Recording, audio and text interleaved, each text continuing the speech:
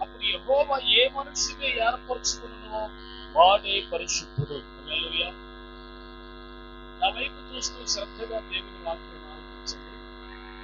కృప కలిగిన యెహోవా ఆత్మ మనందరినీ నడిపించును గాక. ఆమేన్. ఇక్కడ ఇశ్రాయేలీయుల్లో దేవుని చేత ఏర్పరచబడిన వారై గొప్ప దైవజనుడుగా 30 లక్షల మంది, ఇంచుమించు 40 లక్షల మంది అయిపోవచ్చు, అన్ని లక్షల మంది ప్రజల్ని తానే నాయకుడిగా దేవుని చేత నియమించబడి వెళుతున్న దినములలో దేవుడైనటువంటి యెహోవాకు విరోధముగా, ఆయన ఎన్నికకు విరోధముగా, మోషే నాయకుడికి విరోధంగా లేచిన ఇశ్రాయేలీయుల్లోని 250 మంది గత గురించి మనకు తెలుసు. అయితే ఇక్కడ ప్రభు నా మదిలో వచ్చిన వాక్యం ఏంటంటే 6వ వాక్యంలో ఇలాగు చేయుడి. మోషే చెప్తున్నాడు, కోరాహును అతని సమస్త సమూహమైన మీరును ధూపార్తులు తీసుకుని వాటిలో అగ్ని ఉంచి రేపు యెహోవా సన్నిధిని వాటి మీద ధూపద్రవ్యము వేయుడి అన్నాడు. నా వైపు చూడండి. ఇక్కడ ధూపవేదిక మీద వేసేటువంటి ధూపద్రవ్యములు దాదాపుగా 24 రకాలు ఉన్నవి. ఈ 24 రకాల్లో ఏదో ఒక ధూపద్రవ్యాన్ని తీసుకొని, ధూపద్రవ్యాన్ని ఒక పొడిని తీసుకొని, సువాసన వచ్చే పరిమళం వచ్చే ఒక పొడిని తీసుకొని, ధూపార్తులు అనగా గొలుసులతో ఒక చిన్న గిన్నెలాగా ఉంటుంది, దానికి లింక్స్ ఉంటాయి, గొలుసులతో పట్టుకొని ధూపార్తి తీసుకొని రావాలి. హల్లెలూయా. అది 250 తీసుకొని రావాలి. 250 మంది దేవునికి విరోధముగా లేచారు. దేవుని ఎన్నికకు, దేవుని ప్రణాళికకు విరోధముగా లేచారు. ఆ లేచిన వారి విషయమై మోషేతో దేవుడు ఏం చెప్పాడంటే, నీవు ప్రత్యక్ష గుడారమునకు ఆ 250 మందిని రమ్మనండి. అయితే వచ్చేటప్పుడు ఒక్కొక్కడు ధూపార్తి తీసుకొని రావాలి, ఒక్కొక్కడి చేతిలో ధూపద్రవ్యం ఉండాలి. ఆ ధూపద్రవ్యము దేవుని మందిరము దగ్గర లేక ఆయన సన్నిధి దగ్గర వాళ్ళు ధూపం వేస్తే ఎవడు పరిశుద్ధుడో తేలిపోద్ది అన్నాడు. హల్లెలూయా. చెప్పండి, ఎవరు పరిశుద్ధుడో తేలిపోద్ది. అంటే ఇక్కడ ధూపము అనేది ప్రార్థన జీవితానికి సాదృశ్యం. హల్లెలూయా. అయితే అందరూ పట్టుకున్నారు ధూపార్తులు 250 మంది. యెహోవాకు విరోధముగా, మోషే దైవజనుడైన మోషేకి విరోధముగా ఇశ్రాయేలీయుల్లో కొంతమంది లేచి విరోధమైనటువంటి భావాన్ని సంకల్పించి మోషేకి విరోధంగా లేచినప్పుడు అక్కడ జరిగిన ఒక సందర్భం అది. దేవుడైన యెహోవాయే ఎవడు పరిశుద్ధుడో తేలుద్దామని ఆయన చెప్పిన నియమం ప్రకారం విరోధ భావాన్ని పెట్టుకున్న 250 మందికి ఒక్కొక్కడి చేతిలో ఒక్కొక్క ధూపార్తి తీసుకొని, ధూపద్రవ్యములు తీసుకొని మీరు నా సన్నిధికి రండి అని చెప్పాడు. మోషేకి దేవుడు చెప్పిన ఈ మాట ప్రకారం వారు చేశారు. అయితే ఇక్కడ ప్రాముఖ్యమైన విషయం ఏంటో జాగ్రత్తగా వినాలి మీరు. ధూపార్తలు తీసుకొని వాటిలో అగ్ని ఉంచి రేపు యెహోవా సన్నిధిని వాటి మీద ధూపద్రవ్యం వేయుడి అన్నాడు. ఆమేన్. ఆ ధూపార్తిలో అగ్ని కావాలి. అంటే ఇశ్రాయేలీయులు ఎవరైతే ఉన్నారో వారి పాపక్షమాపణ నిమిత్తమై ప్రత్యక్ష గుడారములో దహన బలిపీఠాన్ని ఒకటి కట్టారు. అది ఎత్తడి బలిపీఠం. అది రాళ్ల చేత కట్టబడి చాలా చక్కగా అమర్చబడి దాని మీద ఎత్తడి బలిపీఠం పెట్టబడింది. బలిపీఠం మీకు తెలుసుగా, చివరి ఉంది, అది చాలా పెద్దగా ఉంటుంది.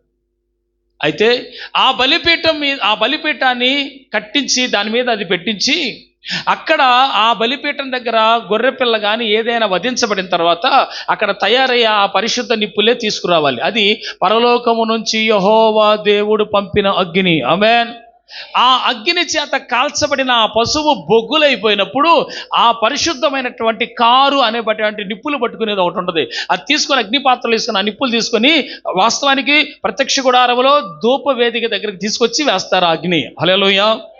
అయితే ఇక్కడ దేవుడు ఏమన్నాడు, ధూప వేదిక దగ్గర కాకుండా వాళ్ళంటే ధూపార్తుల్లో వేయమన్నాడు అగ్ని. చెప్పండి, ఏంటంటే ధూప వేదిక వేరు, ధూపార్తి వేరు. దేవుని స్తోత్రం. ధూపార్తి అనేది ఒక చిన్న గిన్నెలాగా ఉంటుంది. దానికి 3 రకాల గొలుసులాగా, ఎంత బారు గొలుసులు కూడా ఉంటాయి. 3 కలిపి ఒకేసారి పట్టుకుంటారు. దాంట్లో నిప్పులేసి ధూపద్రవ్యాలు దాని మీద పొడి, దాని మీద వేసే సాంబ్రాణి కానీ సంథింగ్ ఏదో ఆ రోజు వేసేది ఏదైతే ఉందో అది తీసుకొని, ఆ పొడి తీసుకొని వెళ్ళి యెహోవా మందిరం దగ్గరికి వెళ్ళి నా సన్నిధికి వచ్చి మీరు ధూపం వేయండి, ఎవడు పరిశుద్ధుడో తేలిపోద్ది అన్నాడు.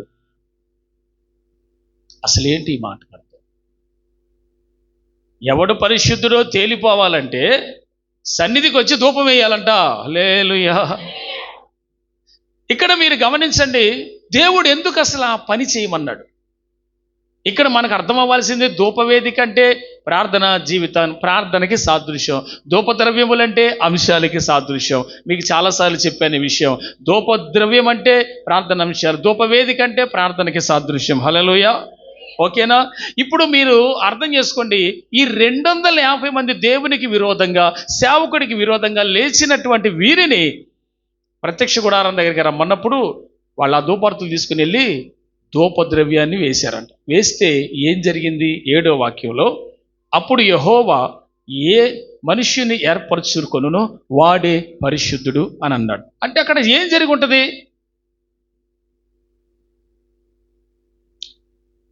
ఈ ధూపద్రవ్యాలతో ధూపార్తుల్లో ధూపద్రవ్యాలు తీసుకెళ్ళి నిప్పులు వేసుకున్నారు, దేవుని మందిరం దగ్గరికి వెళ్ళారు, ఈ పొడి దాంట్లో చల్లితే పొగ వచ్చింది.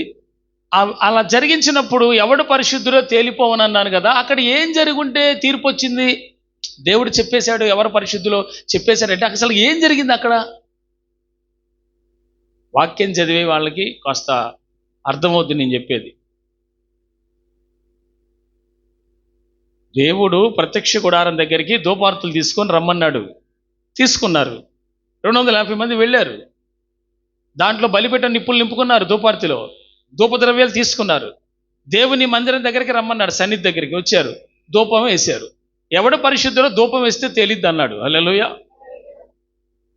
ఇంకెంతకంటే అర్థమయ్యేలా చెప్పాలంటే కష్టమే. ఆ ధూపద్రవ్యమును ఆ యొక్క ధూపార్తిలో వేసినప్పుడు పొగ వచ్చింది కదా, ఎవడు పరిశుద్ధుడో తేలిపోయింది అక్కడేనంట. హల్లెలూయా. ఎక్కడ నీ పరిశుద్ధత తేలుద్ది? మందిరంకి వస్తేనే కదా నీ వ్యవహారం ఏందని తెలిసేది. హల్లెలూయా. దేవుని సన్నిధికి వచ్చి ప్రార్థన విజ్ఞాపనలు చేసే అంత ఆ నడిపింపు నీకు ఉన్నట్లయితే, ఆ నడిపింపుని బట్టే నువ్వు పరిశుద్ధుడువా, నువ్వు పవిత్రుడువా, నువ్వు ప్రార్థన చేసేవాడువా, నడిపింపు ఉన్నవాడువా కాదా, ఎన్నిక చేయబడిన వాడువా, అసలు దేవుని చిత్తంలో ఉన్నవాడువా కదా. ప్రార్థనేగా తేల్చేది నిన్ను. ఆమేన్. ప్రార్థనేగా నిన్ను తేల్చేది. నీ పరిశుద్ధ ఎంత ఉందనేది ప్రార్థనేగా చెప్పేది. నువ్వు దేవుని సన్నిధిలో అత్యధికమైన గంటలు గడుపుతున్న వ్యక్తివైతే, దేవుని సన్నిధిలో మోకరించి ప్రార్థన చేసే వ్యక్తి, అనుదినము ఆయనతో కనెక్షన్ కలిగిన, ఆయనతో కాంటాక్ట్ కలిగిన వ్యక్తివైతే, ఆయనతో నడిపింపు కలిగిన వ్యక్తివైతే, ఆయనకు ప్రార్థన చేసే వ్యక్తివైతే, ప్రతి దినము ఆయనతో పెరుగులాడే వ్యక్తివైతే, దేవుని సన్నిధికి వచ్చినప్పుడు నీ పరిశుద్ధత ఏంటో బయలుపరచబడుతుంది. ఆమేన్. నువ్వేంటో తెలుస్తుంది దేవునికి. హల్లెలూయా.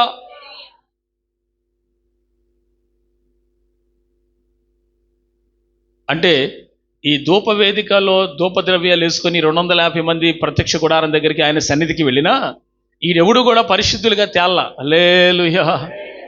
అంటే మీరంతా ఏమయ్యారు? మరి ధూపార్తులే తీసుకెళ్లారు, ధూపద్రవ్యములు కూడా ఉన్నాయి, మరి వీళ్ళంతా పరిశుద్ధులుగా తేలారా? దేవునికి విరోధంగా లేచారు, సేవకుడికి విరోధంగా లేచారు. ఈ లేచిన వీళ్ళందరినీ కూడా దేవుడు ఏం చేశాడంటే అక్కడ తీర్పులోకి తీసుకొచ్చి మొత్తాన్ని సంహరించాడు.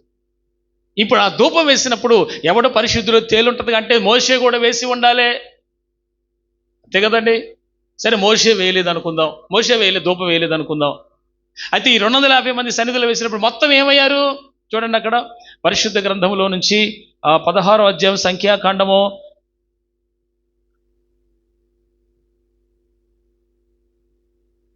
32 నుంచి.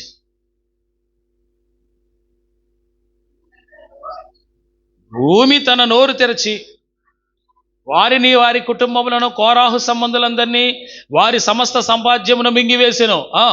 వారును వారి సంబంధులను ప్రాణముతో పాతాళములో కూలిరి. భూమి వారిని మింగివేసెను. వారు సమాజములో ఉండకుండా నశించిరి. వారి చుట్టుపక్కల ఇశ్రాయేలందరూ వారి ఘోష విని భూమి మనల్ని మింగివేయునేమో అనుకొనుచు పారిపోయిరి. మరియు యెహోవా యొద్దకు అగ్ని బయలుదేరి ధూపార్పణము తెచ్చిన 250 మందిని కాల్చి వేసెను. హల్లెలూయా. దేవునికి విరోధముగా, సేవకునికి విరోధముగా, దైవ చిత్తానికి వ్యతిరేకంగా బతికిన లేచిన వీళ్ళందరినీ దేవుడు ఏం చేశారంట? కాల్చేసాడు, అవతల పడేశాడు. హల్లెలూయా. నీ ప్రార్థన మరి నిన్ను కాపాడుద్దా? నీ ప్రార్థన శక్తి దేవుని ఎదుట నిన్ను నిలబెడుతున్న నమ్మకం నీకుందా? ధూపార్తులు వీళ్ళు కూడా తెచ్చారు.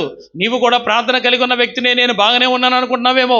మనం అందరము కూడా మన వ్యక్తిగత జీవితాన్ని పరిశీలన చేసుకున్నట్లయితే, ఒకసారి పరీక్షించుకున్నట్లయితే, మన ప్రార్థనా జీవితం వలన మనము దేవుని ఎదుట పరిశుద్ధులుగా నిలబడగలమా? హల్లెలూయా.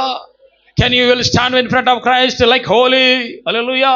పరిశుద్ధాత్మ శక్తి చేత నింపబడిన వ్యక్తివైతే ప్రార్థన ద్వారా పరిశుద్ధపరచబడి, ప్రార్థన ద్వారా కూడా పరిశుద్ధపరచబడతాం. తెలుసా సంగతి మీకు? పరిశుద్ధాత్మ దేవుడు నిన్ను ప్రార్థనలో తీసుకున్నట ద్వారా, నువ్వు ప్రార్థన చేయటం ద్వారా నువ్వు దేవుని సన్నిధిలో పరిశుద్ధపరచబడుతూ ఉంటావు. హల్లెలూయా. నీవు పరిశుద్ధపరచబడిన ఎడల దేవుని ఎదుట నీవు నిలబడే శక్తి నీకు వస్తుందా? ఆమేన్. గట్టిగా స్తోత్రం చెబుదాం అందరం.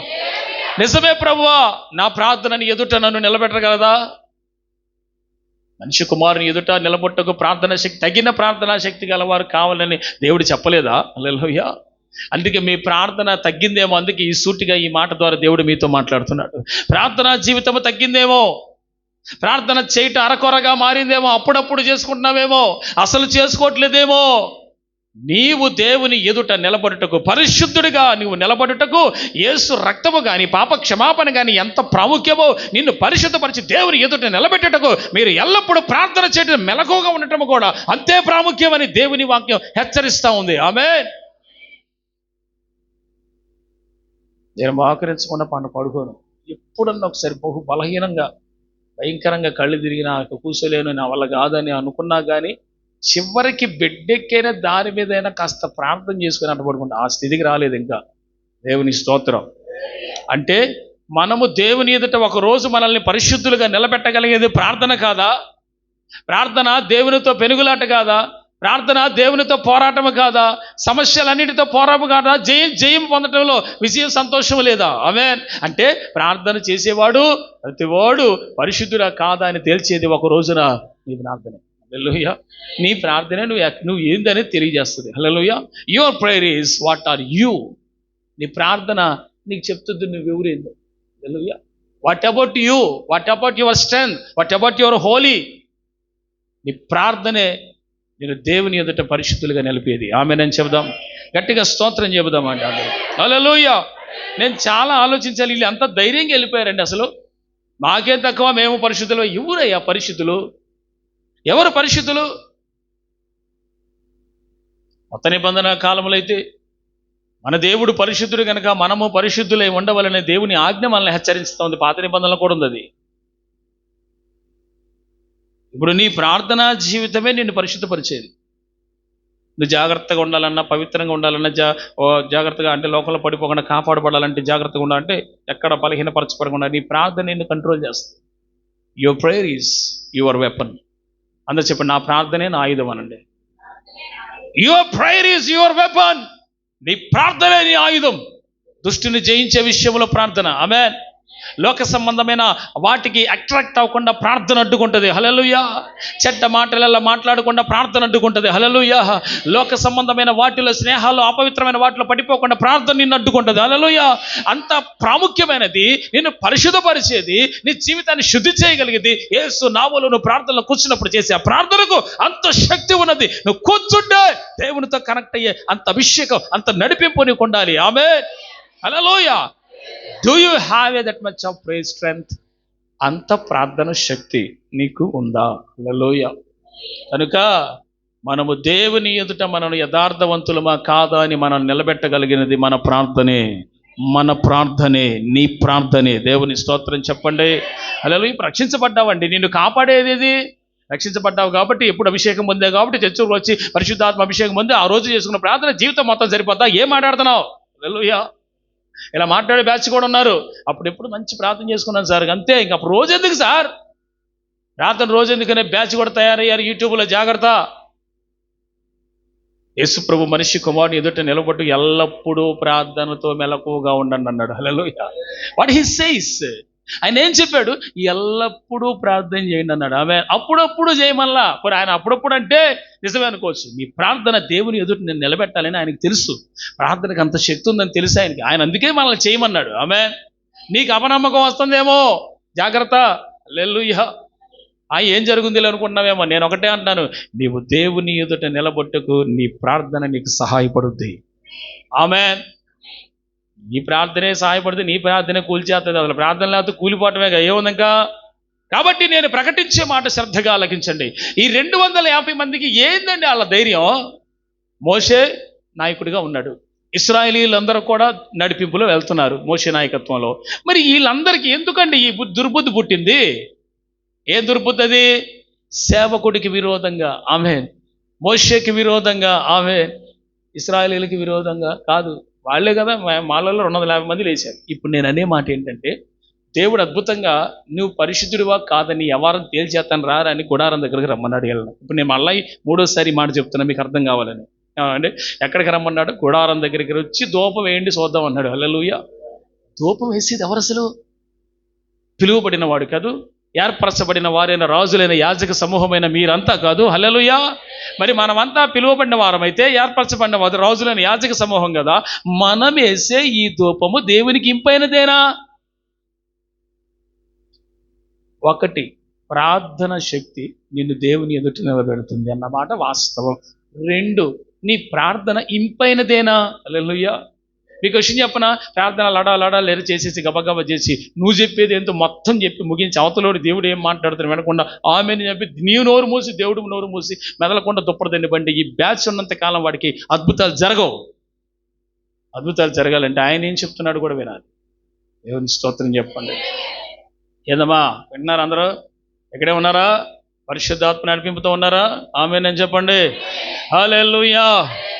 ఇప్పుడు వీళ్ళు నిజంగా దేవుని చేత ఎన్నిక చేయబడిన వాళ్ళైతే, దైవ చిత్తములో ఉన్న వాళ్ళైతే, వీళ్ళు ధూపార్తి పట్టుకున్నా అంగీకరించేవాడు, ధూపద్రవ్యం తీసుకొచ్చి అగ్ని మీద వేసినా అంగీకరించేవాడు. అసలు వీళ్ళు అంగీకరించబడేవాళ్ళు కదా. మరి ఇప్పుడు ఎందుకు అంగీకరించబడాలా అంటే, విరోధంగా లేచిన వారిని దేవుడు ఎప్పుడు కూడా అంగీకరించడు. God have a some plan. ఒక నడిపింపు, ఒక నాయకుడు, ఇదంతా ఒక దైవ పద్ధతిలో పరమ నుండి దేవుడు నడిపిస్తున్నాడు. ఆమేన్. ఆ నడిపింపుకి ఇశ్రాయేలీయులందరూ అప్పగించుకోవాల్సిందే. ఆమేన్ అని చెప్పండి. హల్లెలూయా. సంఖ్యాకాండము 7వ అధ్యాయంలో నేను మొన్న బుధవారం మీకు తెలియజేసిన మాట ఒక్కసారి జ్ఞాపకం చేద్దాం. సంఖ్యాకాండము 7వ అధ్యాయము 4 నుంచి ఏమని మైక్లో చదివితే రికార్డ్ అయింది కదా, అవతల వాళ్ళకి ఏం అర్థం కాదు, వినేవాళ్ళకి, యూట్యూబ్లో వినేవాళ్ళకి.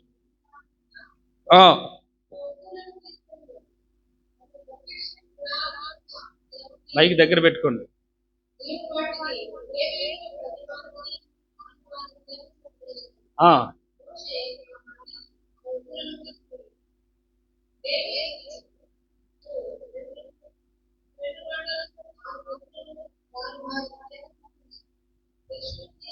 గెర్షోనులకి 2 బండ్లు 4 ఎద్దులు ఇచ్చాడంట.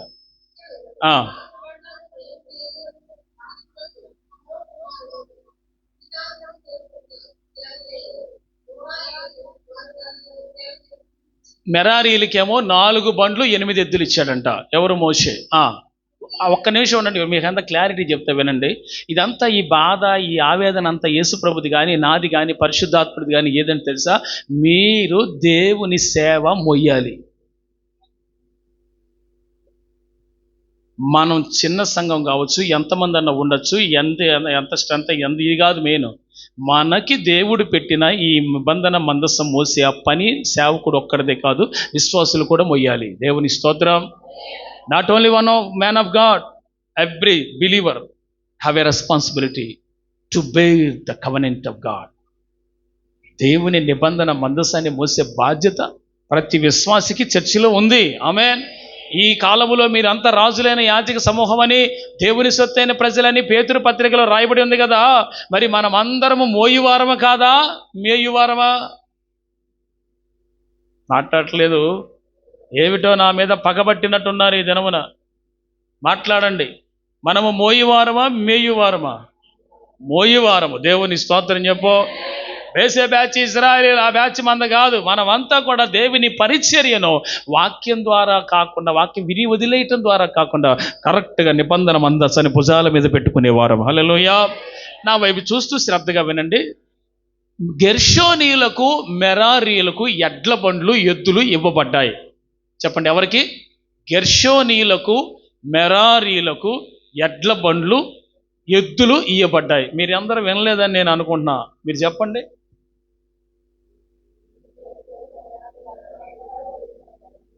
ఓకే, మీరు విన్నారు కదా. చూడండి, గెర్షోనీయులకి ఎన్ని బండ్లు ఇచ్చాడు మోషే? 2. ఎద్దులు ఎన్ని ఇచ్చాడు? 4. మెరారీయులకు బండ్లు ఎన్ని ఇచ్చాడు? 4. ఎద్దులు ఎన్ని ఇచ్చాడు? 8. బాగా అర్థమైందా మీకు? అంటే వాళ్ళు లేవీలే. ఇప్పుడు ఏదైనా వస్తువులు కానీ లేకపోతే స్తంభాలు కానీ, ఇనుప స్తంభాలు అంటే ఇత్తడి స్తంభాలు ఉండేవి, కంబళ్ళు కానీ లేకపోతే బరువైన సామాను, ప్రత్యక్ష గుడారానికి సంబంధించిన వస్తువులు ఏవైనా ఉంటే ఆ బండ్ల మీద పెట్టుకొని తీసుకెళ్లే బాధ్యత గెర్షోనీయులకి, మెరారీయులకి ఇచ్చాడు. ఆమె బాగా అర్థం చేసుకోండి. వాళ్ళకి ఆ పని అప్పగించబడినప్పుడు అది సులువా కష్టమా చెప్పాలి. కాస్త వాక్యం ఆలోచించండి, నడిపింపులోకి రండి, మీకు దండం పెడతా, రాకడ వచ్చేస్తుంది. చెప్పండి చెప్పండి చెప్పండి. సులువా కష్టమా? బండ్ల మీద ఎద్దులు మోతంటే నువ్వు మోసేది ఏముంది ఇంకా? హల్లెలూయా. నువ్వు మోతున్నాడు తగ్గ ఫీలింగ్ ఏం అక్కర్లా. హల్లెలూయా. నువ్వు చూస్తూ సోద్యం చూస్తూ కొరడా పట్టుకుని హోయ్ హోయ్ అని అంటే పెద్ద విషయం ఏమి కాదు. కానీ దేవుడంట ఆ అక్కడ ఉన్న కాతీలకు మాత్రం ఎడ్లు ఇవ్వలేదు, ఎద్దులు ఇవ్వలేదు, బండ్లు ఇవ్వలేదంట. ఏమైంది అయ్యా అంటే చదవండి ఆ మాట ఇప్పుడు. ఎందుకో ఆమేన్. గట్టిగా చప్పట్లు కొట్టి ప్రభువును మహిమపరచండి. ఇప్పుడు ఈ చప్పట్లకు వచ్చిన బ్యాచ్ మొత్తం మోసేదేనా? హల్లెలూయా. మనం మోసే వాళ్ళమేనా? మాట్లాడండి. మనం కహతీయులమేనా? ఒప్పుకుంటారా మేమంతా కహతీయులమని? మాట్లాడండి. నాకెందుకు వచ్చిన గొడవ పాస్టర్ గారు, నేను ఎద్దుల బండి చూసుకుంటానంటవా? నాకు సులువుగా అయిపోద్ది యేసు రక్త విజయం, సులువైపోద్ది మనకు పని అనుకుంటావా? అయితే ఈ చర్చి వ్యవహారం కుదరదు, అది ఈ సహవాసంలో కుదరదు అది. హల్లెలూయా. ఎందుకంటే ఇది అపోస్తల ఉపదేశము. ఈ ఉపదేశంలో కట్టబడే విశ్వాసి ఎలా ఉండాలో తెలుసా? ఎఫెసీ పత్రికలకు రండి అందరూ ఒకసారి. అమ్మా అందరూ ఎస్కేప్ అవుదామని దేవునికి స్తోత్రం కలుగును గాక. 2వ అధ్యాయము. ఎలా కట్టబడాలి అంటే మోసేవాడు ఎవరిని బట్టి మోయాలి అంటున్నాను ఇక్కడ నేను. దేవునికే మహిమ కలుగును గాక. 2వ అధ్యాయము 19 నుంచి. కాబట్టి మీరిక మీదట పరజనులను, పరదేశులై ఉండక పరిశుద్ధులతో ఏకపట్టణస్థులను దేవుని ఇంటి వారై ఉన్నారు. ఆమేన్. దేవుని ఇంటి వారే కలిసి మోయాల్సిందేంటి? మందసం. హల్లెలూయా. దేవుని ఇంటి వారేనా మీరందరూ? మేమంతా ఒకే ఇంటి వారము, యేసుక్రీస్తు ప్రార్థనా మందిరము, ఎలోహ మందిరం. ఏం చెబుతావు నువ్వు? ఇప్పుడు ఏంది మంది? ఈ ఇంటి పేరేంది? అదే ఈ మందిరం పేరేంది?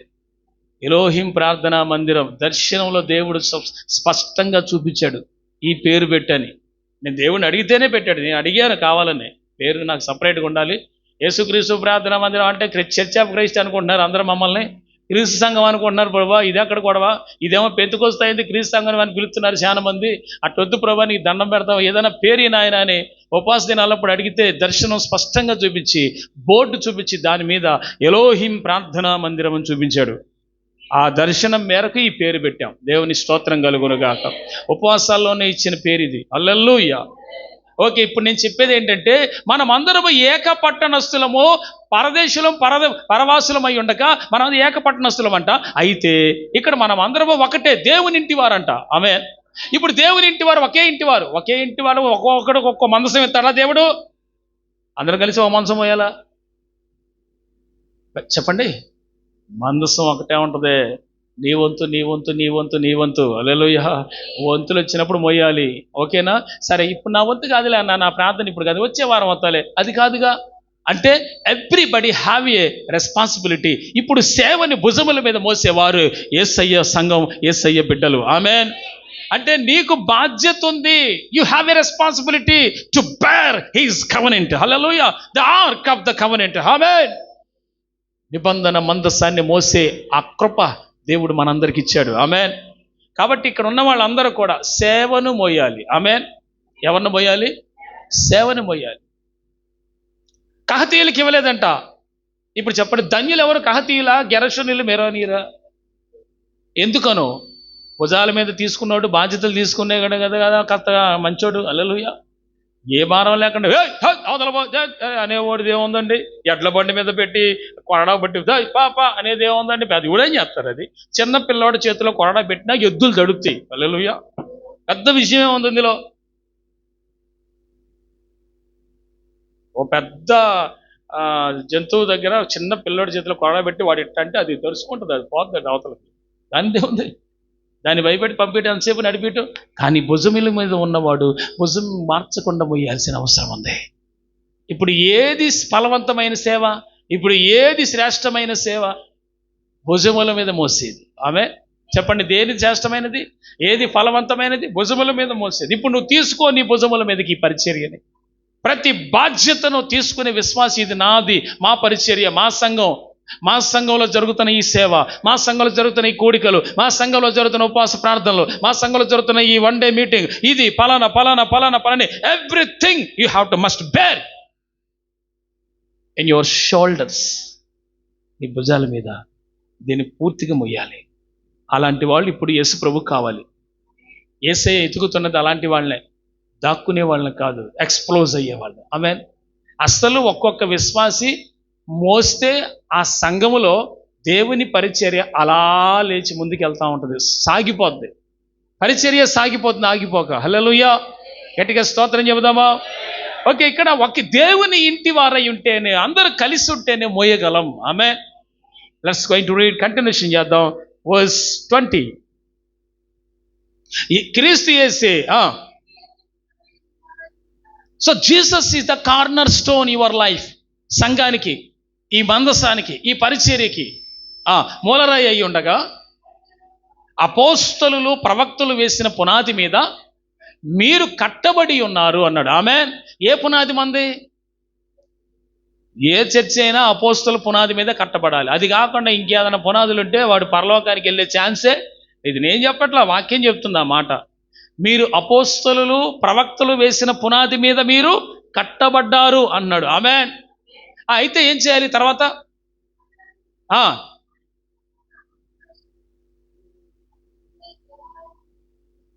హల్లెలూయా చెప్పండి. అంటే ప్రతి వారు కూడా ఏమవుతున్నారు? ఇక్కడ కట్టబడుతున్నారు. ఆమేన్. అమ్మా మీరందరూ చూడండి ఒకసారి, అయ్యలారా మీరంతా వినండి. మీరు దినదినము కట్టబడుచున్నారా? అభివృద్ధి పొందుచున్నారా? విశ్వాసంలో, ప్రార్థనలో డే బై డే రోజుకి మీరు డెవలప్ అవుతున్నారా? అంటే అలాగా మీరు విశ్వాసంలో కానీ, పరిశుద్ధతలో కానీ, ప్రార్థనలో కానీ అది ఎదుగుతూ ఉన్నట్లయితే కట్టబడుతున్నావని, అభివృద్ధి చెందుతున్నావని అర్థం. ఎందులో? సోషల్ జీవితంలో కాదు, ఫైనాన్షియల్గా కాదు. దేవుడు కోరుకుంటున్నది ఆత్మీయంగా, స్పిరిచువల్గా. Are you developing our spiritual life? You are developed or not? I don't know. మీకు అసలు అలాంటి ఆత్మీయ స్థితి ఉందా లేదా పరిశీలన చేసుకోమని మిమ్మల్ని ప్రేమపూర్వకంగా కోరుతున్నాను. హల్లెలూయా. ఆ ఆత్మీయ స్థితి మనలో ఉండాలి. ఆమేన్ అని చెప్తాను. సో ప్రియులరా, corners, Jesus is the corner stone. అంటే యేసు ప్రభువే నీ జీవితానికి, నీ విశ్వాసానికి, నీ పరిశుద్ధికి ఆయన మూలరాయి. ఆయన బట్టే నీ కట్టడం. Hallelujah. Every house, every building, okay, every construction, if whatever it is, ఏ కన్స్ట్రక్షన్ జరిగిన మొదట ఏం వేస్తారు? పునాది. ఏంటి పునాది? కాదు, మూలరాయి. పునాది గురించి కాదు నేను చెప్పేది, మూలరాయి. హల్లెలూయా. మీకు తెలుసా? ఆ మూలరాయి ఫస్ట్ కార్నర్స్ ఏదో ప్లాన్ వేసి గుంట తవ్వి ముందు ఒక రాయిని దాన్ని బేస్ చేసుకొని కట్టడం, అక్కడి నుంచే స్టార్ట్ చేస్తారు. మన పునాది ఏంటి? యేసయ్య. మరి నీ ఆత్మీయ జీవితం యేసయ్య అయినప్పుడు, నీ పునాది అక్కడి నుంచి ఆయన అయినప్పుడు, ఆయన కార్నర్ స్టోర్ అయినప్పుడు, ఆయన మూలరాయి అయినప్పుడు, నువ్వు అపోస్తుల బోధలో కట్టబడాలి, పరిశుద్ధాత్మతో నింపబడాలి. అపోస్తులు ఏం బోధించారు? పరిశుద్ధాత్మను గురించి బోధించారు. వారు పరిశుద్ధాత్మను పొందమని చెప్పారు. హల్లెలూయా. వారికి ఆబోధించింది సర్వశక్తుడైన యేసయ్య. ఆమేన్ చెప్పండి. హల్లెలూయా. సో ఇప్పుడు Jesus is the cornerstone of your life, your spiritual life. Amen కదా, ఆయనే కదా. మరి అభివృద్ధి చెందాలిగా. ఏంటది? విశ్వాస జీవితం, ప్రార్థనా జీవితం, పరిశుద్ధి. ఏం చేయాలా? అది అభివృద్ధి చెందాలి, డెవలప్ అవ్వాలి. మరి నీ పునాది లేకపోతే నీ కార్నర్ స్టోర్ ఆయన కాకుండా ఇంకెవరైనా అయి ఉన్నట్టయితే అది నష్టపోతాం. హల్లెలూయా. నీ మూలరాయి ఎవరు అని అంటే ఏం చెప్తావు? యేసుక్రీస్తు ప్రభువు. నీ పునాది ఏంటంటే ఏం చెప్తావు? నేను అదే మిమ్మల్ని అడిగినప్పుడు మీ పునాది అంటే ఏం చెప్తారు? పునాది అంటే అపోస్తల బోధ అని చెప్పాలి. మూలరాయి అంటే యేసయ్య అని చెప్పాలి. పునాది అంటే అపోస్తల ఉపదేశం అని చెప్పాలి. హల్లెలూయా చెప్పండి. ఇదంతా నేర్చుకోవాలండి. మీరంతా అభివృద్ధి చెందాల్సిన వారు. ఇప్పుడు ఆ మూలరాయి మీద కట్టబడిన నీవు స్పిరిచువల్గా డెవలప్ అవుతూ ఉండాలి. రోజు మనం ఎదగాలని చూస్తాం అన్నిట్లో, అవునా? ఆర్థిక పరంగా, సామాజిక పరంగా, పేరు ప్రఖ్యాతుల పరంగా అన్ని విధాలుగా ఎదగాలని చూస్తాం. మంచిదే, దేవుడు ఇస్తాడు. నేను మీకు ఖ్యాతిని, మంచి పేరును కలుగు చేస్తానని ప్రభు చెప్పారు, ఇస్తారు. హల్లెలూయా. అయితే దేవుడి మందిరంలోకి వచ్చిన మనం ముందు నేర్చుకోవాల్సింది స్పిరిచువల్ థింగ్స్, ఆత్మ సంబంధమైన విషయాలు. అదే దేవుడు ఫోకస్ చేసింది. ఆమేన్. నీలో ఎంతవరకు స్పిరిచువల్నెస్ ఉందనేది ఆయన ఫోకస్ చేస్తే అది జీరోలో కనబడకూడదు, అది మోస్ట్ హై స్థానంలో ఉండాలి. హల్లెలూయా. ఆత్మ సంబంధమైన జీవితమే మోదం ఎక్కువై ఉండాలి నీ దగ్గర. ఆమేన్. ఆమేన్ చెప్పండి. కదిలిస్తే వాక్యం ఎక్కువ ఉండాలి. ఆమేన్. కదిలిస్తే ప్రార్థన ధూపం ఎక్కువ ఉండాలి. ఆమేన్. కహతీయులారా మీరు భుజముల మీద మోసేవారు. ఆమేన్. ఇప్పుడున్న కొత్త నిబంధన సంఘాన్ని వాళ్ళు కూడా లేవీలే, కహతీయులు కూడా. ఇప్పుడు మనం కూడా యాజక సమూహమే. మనము కూడా భుజముల మీద దేవుని సేవను మోసే శక్తి సామర్థ్యాన్ని దేవుని యొద్ద నుంచి పొంది దేవుని నిత్య రాజ్యము కొరకు ఎదురు చూడాలి. ఆయన ఎదుట నిష్కలముగా అనింజులుగా నిలబడాలి. అందుకోసం ప్రార్థన మనల్ని పరిశుద్ధపరుస్తుంది. యేసు రక్తం మనల్ని పరిశుద్ధపరుస్తుంది. బాప్తిసం ద్వారా క్షమించబడతాం. ఆమేన్ చెప్పండి. సో ఇవన్నీ ఏంటంటే పునాదులు అన్నమాట. ఎవరికి? ఒక మంచి విశ్వాసి ఎదగటానికి. ఆమేన్. గట్టిగా చదువు, గట్టిగా చెప్పండి హల్లెలూయా. 21 వర్స్. ఆగండి, అందరూ చెప్పండి. నేను దేవునిలో చక్కగా అమర్చబడుతున్నాను. నావి చూడండి. అమర్చబట్టం అంటే ప్రార్థనా జీవితం, పరిశుద్ధ జీవితం రకరకాలుగా ఉంటాయి. అవునా? ఆ అద్భుతాన్ని బట్టో, స్వస్థతను బట్టో, ఇప్పుడు ఏదో నీ ఆత్మ సంబంధమైంది ఏదో ఉంది మొత్తానికి, అవి అమర్చబడుతున్నావు. ఇటుకలు అమరుస్తున్నాడు. అవునా? ఇప్పుడు మేస్త్రి ఎట్ట కడతాడు గోడని? ఒకటే మొట్ట లైన్ బై లైన్ తీగ పెట్టుకొని, అదే తాడు పెట్టుకొని, ఆ కొలత వేసుకొని, దాన్ని ఏమంటారండి? అది మేస్త్రి వేసి ఏదో అంటారండి, బొంగరం లాగా ఉంటుంది కదా, అదేదో వేసి మట్టపు గుండేసి ఏంటి అది కడతాడు. అవునా కాదు? వంకర లేకుండా. ప్రతి కట్టడం వంకర లేకుండా అంటే ప్రతి రైన్కి తాడు వేసుకుంటాడు. కింద ఏదో వేసుకొని పైన అక్కర్లేదు అనుకుంటే పోతే వంకర పోయే ప్రమాదం ఉంటుంది. మన విశ్వాస జీవితంలో కూడా అంతే. ప్రతిరోజు మట్టపు గుండనబడిన వాక్యాన్ని పెట్టుకోవాలి. ఆ వాక్యం మనల్ని వంకర పోనీదు. దేవుని స్తోత్రం చెప్పండి. కాబట్టి మేస్త్రి ఆయనే. హల్లెలూయా. అంటే ఆయన ఎవరో కాదు, పరిశుద్ధాత్ముడు. ఆమేన్. వాక్యం అనబడిన ఆ తాడుతో అటు ఇటు లెవెల్ వేసుకొని వంకర పోకుండా కట్టబడాలి. దేవునికి స్తోత్రం. వంకరలు వస్తాయి కానీ తాడు దాటి పోకూడదు. జాగ్రత్త. తాడు లోపలే ఉండాలి. అలాగనే వంకర వచ్చిద్దా? తాడు ఉంటే రాదు, సరి చేస్తుంది. ఇప్పుడు కట్టుకునే నీవు కూడా పరిశుద్ధాత్ముడి భయం వల్ల కట్టుకోవాలి, వంకర లేకుండా. ఏదేది? కట్టబడటం, ఆత్మీయ జీవితం, స్పిరిచువల్ లైఫ్. ఆమేన్ చెప్పండి.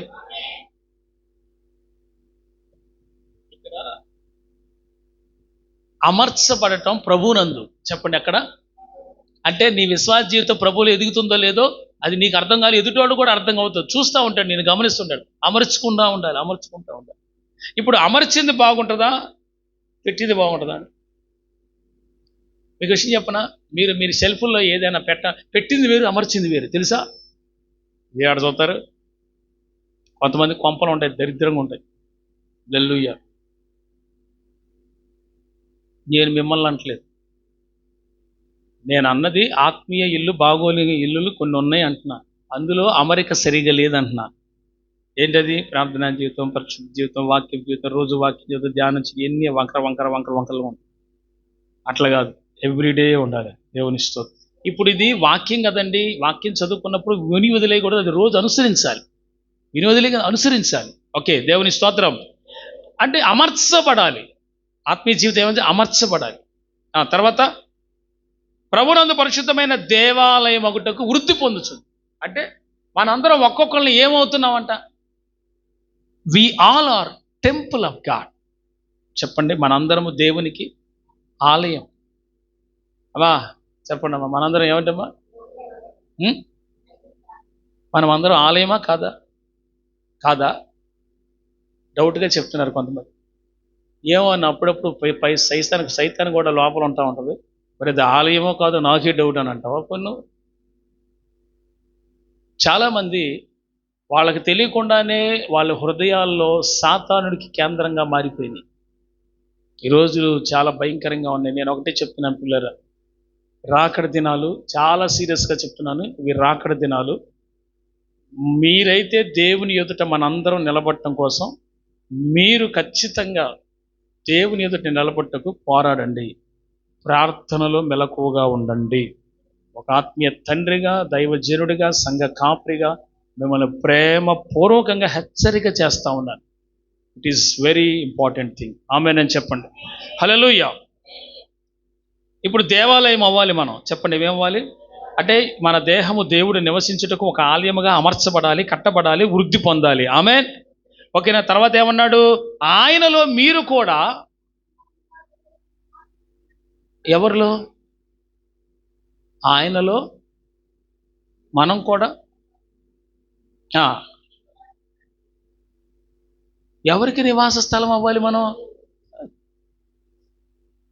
ఎవరికి? బాగా అర్థం చేసుకోవాలి మీరు. ఆయనలో అన్నాడు అక్కడ. ఎవరిలో? ఆయనలో మీరు కూడా. ఇదేంటి ఆలయం అంటున్నాడు, బాగానే ఉందిలే, కానీ దేవునికి నివాస స్థలం అంటే రెండూ ఒకటే. చెప్పండి, ఏంటి రెండు? మనము దేవుడు నివసించుటకు ఒక స్థలం అవ్వాలి. ఈ వ్యక్తిని చూసేటంటే దయ్యం వచ్చి జ్వరపడకూడదు. మరంట ఓ దయ్యం వెళ్ళిపోయిన తర్వాత అంట, వెళ్ళగొట్టబడిన తర్వాత అది ఊరు బయటికి వెళ్ళిపోయి అక్కడ ఇక్కడ తిరుగుతూ ఉంటుందంట. ఆ తిరుగుతున్నటువంటి ఆ దయ్యం ఇటుపోవాలో ఎవళ్ళో జ్వరపడాలో అర్థం కాక ఆ ఇడిసిపెట్టి వచ్చినాడు ఇప్పుడు ఎట్టున్నాడు చూద్దాం అనుకుంటుందంట. అది ఎలా ఇక్కడ ఖచ్చితంగా చూడబడము. నా యందు దయ తెలిసి ఏసీ ఎవరు అనుకుంటే బాబు.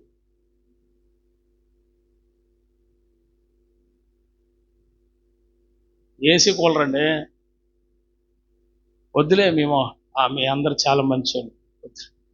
నేనేం చెప్తున్నాను, అది విడిచిపెట్టి వచ్చింది. ఎవరిలో దూరటానికి ప్లేస్ ఎవడు ఇట్లేదంట. ఇవి నేను వదిలొచ్చినవాడు ఎట్టున్నాడు చూద్దాం అనుకుందంట.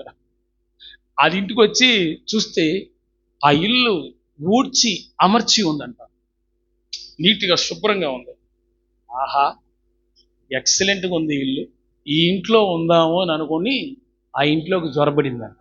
ఆడింట్లో ఎవడైతే ఉన్నాడో వాళ్ళలోకి జ్వరబడిందని దాని అర్థం. అర్థమైందా? అంటే వాడు ఇది జ్వరపడటానికి, ఇది పోయిన తర్వాత మారకుండా అట్టే ఉన్నందువలన, మళ్ళా అదే మురికి అదే కంపు ఉన్నందువలన అది ఇష్టపడి మరలా వాడి దాంట్లో జ్వరపడేటప్పుడు వీడు ఖాళీగా ఉన్నాడు, వీడు ఎలిజిబుల్గా ఉన్నాడు, నేను వెళ్ళి జ్వరపడటానికి నాకంటే మరి చెడ్డమైన 7 దయ్యాలను తీసుకొని వద్దామని ఊరెమ్మడి పోయి ఏవే అక్క, చెల్లి, తమ్ముడు, బావ ఎవరైతే ఉన్నారో ఆ 7 దయ్యాలను తీసుకొని వీడితో పాటు 8వ దయ్యం వచ్చి మొత్తం 8 మంది వాళ్ళు జ్వరపడ్డారంట. ఇప్పుడు మొదటి స్థితి కంటే వీడి కడపడి స్థితి ఏమైంది? చెడ్డదైపోయింది. నేను అదే అంటాను, ప్రారంభంలో అద్భుతంగా ప్రారంభించిన నీ ఆత్మీయ జీవితం ఇప్పుడు వచ్చేసరికి ఏ స్థానంలో ఉందంటున్నాను. ఆడు అమర్చిన దాన్ని వస్తాడట. నువ్వు దేనితో అమర్చుకున్నావు నీ ఆత్మీయ జీవితాన్ని? సెల్ ఫోన్లో సకలమైన దుర్మార్గమైన వాటిని చూస్తూ అమర్చుకుంటున్నావా? ఏదయ్యా? హల్లెలూయా. స్తోత్రాలు గట్టిగా చెప్పట్లేదు. యేసు ప్రభుకి నచ్చదు. మొత్తానికి మీరు ఏదో కొట్టబడుతున్నారని అర్థమవుతుంది నాకు. యేసు ప్రభుకి గట్టిగా స్తోత్రం చెప్పండి. గట్టిగా హల్లెలూయా. నిండు మనసు చెబుదాం. అది అమర్చుందే ఇష్టపడింది. అది వాడు ఏ రకంగా అమర్చుకున్నాడు తన ఆత్మీయ జీవితాన్ని అంటే లోకపరంగా. అందుకే వీటికంటే చెడ్డమైన 7 తీసుకొని వచ్చి మొత్తం 8 జ్వరపడ్డాయి. ఇప్పుడు ఈ 8 ఏమైంది? ఈ సర్వనాశనం చేస్తాను ఈ కొంపని. హల్లెలూయా. నేను అనేది మీ ఆత్మీయ జీవితాన్ని అపవాది వెళ్ళిపోయిన తర్వాత, బాగుపడ్డ తర్వాత, స్వస్థపరచబడ్డ తర్వాత, నిర్ణయం తీసుకున్నాక, మారు మనసు పొందాక, పశ్చాత్తాపడ్డాక, వద్దు అనుకున్నాక మరలా దాన్ని ఖాళీగా ఉంచుకోవద్దు. పరిశుద్ధాత్మతో నింపుకోండి, వాక్యంతో నింపుకోండి. హల్లెలూయా. అప్పుడు ఆడు చూసినప్పుడు ఈడు నింపబడింది పరిశుద్ధాత్మతో అంటే ఖాళీగా ఉంటే వస్తాడాడు? మాట్లాడలేదు మీరెవరు? ఖాళీగా ఉంటే వస్తాడా? అమ్మో వాళ్ళలో పరిశుద్ధాత్మ నింపబడి, అమ్మో వాక్యం నింపబడింది, మనకు చోటు లేదు అక్కడ, ఇంకో చోటకు పోతాడు అవసరమైతే. అసలు దాని తాటి చూడండి. నేను నిలిచి వచ్చినోడు ఎట్టున్నాడు చూద్దాం, నేను వదిలేసి వచ్చినోడు ఎట్టున్నాడు చూద్దాం అంటే అది కూడా ఎక్కడ ప్లేస్ దొరికితే వదిలొచ్చింది. ఆడ ఏమైనా కంఫర్ట్ ఇస్తాడు, వాడని చోటు ఇస్తాడేమో, ఈసారి ఏమైనా ప్లేస్ ఇస్తాడేమో అనుకున్నది. హల్లెలూయా. ఈసారి ప్లేస్ ఏమైనా ఇద్దాం అనుకుంటే చెప్పండి, 7 + 1 8 వస్తాయి. దేవుని స్తోత్రం చెప్పండి. వదిలేసి ఛీ అనుకొని నూతనంగా ఆత్మచేత నింపబడి అమర్చబడాలి, పరిశుద్ధాత్మ చేత నింపబడాలి. ఆమె నేను చెబుదామా? Okay, let's going to read. మనం ఈ పాయింట్లోకి వద్దాం. ఏదంటే పరిశుద్ధ గ్రంథములో నుంచి సంఖ్యాకాండం 7లో మనం చదవాల్సిన మాట 8, 9. ఎందుకు ఈ లేదు అంటే చెప్పాను. ఎందుకు ఈ లేదు? పరిశుద్ధ స్థలపు సేవ వారిది అన్నాయి. ఆమె ఇప్పుడు చెప్పండి, పరిశుద్ధ స్థలములో ఉన్న సేవ ఏంటి? పరిశుద్ధ స్థలములో ఏముంటాయి? నేనేం చెప్పనండి, ఈ 2 విషయాలు మీరు చెప్పాల్సిందే, లేకపోతే అడుగుంగులం కూడా ముందుకెళ్దాం. వాక్యం పరిశుద్ధ స్థలములు ఏముంటాయి? పాపమ్మ తప్ప అందరూ చెప్పండి. ఫస్ట్, పరిశుద్ధ స్థలంలో, మందిరంలో పరిశుద్ధ స్థలం ఉంది, దాంట్లో ఏముంటాయి? 1, దీపవృక్షం, సన్నిధి రొట్టెల పల్ల, ఈ 2 మధ్యలో ధూపవేదిక. ఈ 3 ఉంటాయి. ఈ 3టిని మీరు మొయ్యాలి. అంటే ఇప్పుడు నేనేదో ఇతరతో తయారు చేసి తల ఒకటి మోసుకొని రండి చర్చికారా? ఏదో దాని అర్థం ఏంటి? మీరందరూ అర్థం చేసుకుంటారని నేను అనుకున్నాను, అందుకే మీరు మొయ్యాలి అన్నాను. ఆమె ఇప్పుడు సహవాసం మొయ్యాలి. ఆమె సహవాసాన్ని మోసేదండి. సహవాసానికి ప్రార్థనకు వస్తాం, వచ్చి వెళ్ళిపోవటం అందరూ చేస్తారు సార్. మొయ్యాలి. హల్లెలూయా. వచ్చి అందరూ హాయ్ బాయ్, బాగున్నారు పాస్టర్ గారు, ఎప్పుడు బాగానే ఉంది, ఈ మధ్య తగ్గిపోయారు, అసలు ఈ మధ్య కంటికి కనపట్లేదు ఏంటి? ఓ విశ్వాసతో ఇంకో విశ్వాసి మాట్లాడుతూ అసలు కొత్త వాళ్ళు కూడా వస్తున్నారు, ఈ కొత్తగా అంటే అసలు ఈవిడ ఏంటి సహవాసాన్ని మొయ్యట్లా చూసిపోతున్నారు వీళ్ళు. నేను మీకు వేసే పునాది ఏంటంటే, సన్నిధి రొట్టెల బల్ల సహవాసానికి సాదృశ్యంగా ఉంటే ఆ సహవాసాన్ని నువ్వు మొయ్యాలి. అంటే అందరితో భారాన్ని పంచుకోవాలి, అందరి భారాన్ని తీసుకొని నేను ప్రార్థన చేస్తా అనాలి. సహవాసానికి వస్తున్నప్పుడు సహవాసాన్ని మొయ్యాలి. దీపవృక్షం వెలిగించబడేది, అవునా? అది కూడా ఏం చేయాలి? మొయ్యాలి. అది కూడా మొయ్యాలిగా కహతీయులు. మరి నువ్వేం చేయాలి? నువ్వు వెలిగించబడిన వ్యక్తివై సంఘానికి వచ్చి వారిని వెలిగించేటట్టు ఉండాలి. హల్లెలూయా. విశ్వాసులకు కనీసం 4 ముక్కలు చెప్పేటట్టుగా తయారవ్వాలి. ఆమె దేవుని జీవ మార్గాన్ని బోధించగలిగిన సామర్థ్యంలోనికి నీవు రావాలి. ఈ 2 మధ్యలో ధూపవేదిక ఉంది. హల్లెలూయా. ధూపవేదిక ఏంటి? ప్రార్థనా జీవితం. అంటే సంఘములో ఉన్న వాళ్ళంతా కూడా ఏ భుజముల మీద ఏం మొయ్యాలి? ప్రార్థన అనేది మొయ్యాలి. దేవుని స్తోత్రం చెప్పండి. ఈ 3 సంఘము చేయగలిగితే ఇక అతి పరిశుద్ధ స్థలంలో నిబంధన మందసాన్ని సేవకులు భుజాల మీద ఈజీగా మొయ్యగలరు. హల్లెలూయా. ఈ సప్పిడి దెబ్బలు కొట్టబాకండి, గట్టి కొట్టిన ఆయనకి మహిమంతా ఆయనకే, అది ఆయనకే మహిమంతా. ఏ మనిషి తీసుకోవడానికి లేదు. నేల మట్టుకు తగ్గించబడాల్సిందే. మనం మట్టికి పోయే బ్యాచ్. హల్లెలూయా. నీకు అర్థమైందా? పరిశుద్ధ స్థలంలో ఉన్న నిబంధన మందసాన్ని ధైర్యంగా మోసేస్తారు. ఎందుకు? వెనక ప్రార్థన చేసేవాళ్ళు ఉన్నారా, సహవాసాన్ని మోసేవాళ్ళు ఉన్నారా, వాక్యాన్ని కూడా కొంచెం 4 ముక్కలు పంచుకొని సువార్తగా చెప్పి చర్చికి నడిపించేవాళ్ళు ఉన్నారా? అద్భుతంగా జరుగుతున్న సేవ. మోసే విధానము నీకు తెలియాలి. You have to bear with your shoulders the covenant of God.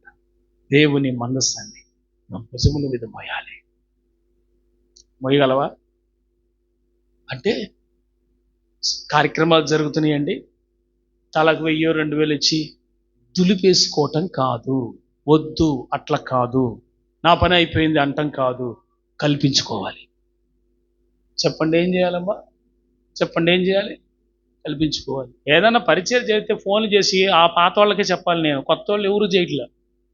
అమ్మా, ఈ నెల 28 నుంచి 50 దినముల ఉపవాస ప్రార్థనలు జరుగుతున్నాయమ్మా, కాస్త పరిచర్యకి రండమ్మంటే, అన్న మరి ఇంకెవరు రారన్న?